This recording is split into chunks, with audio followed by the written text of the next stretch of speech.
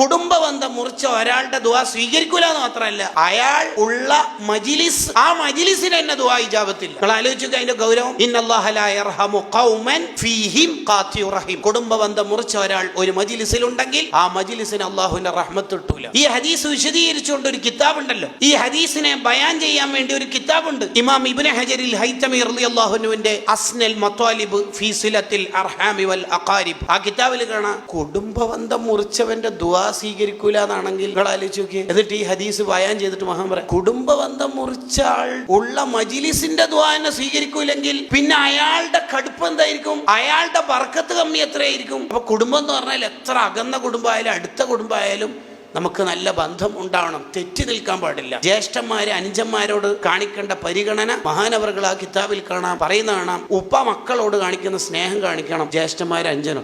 പുതിയ കട തുടങ്ങുന്നത് ഞാൻ സഹായിക്കണമെന്നുണ്ടാകുന്നു.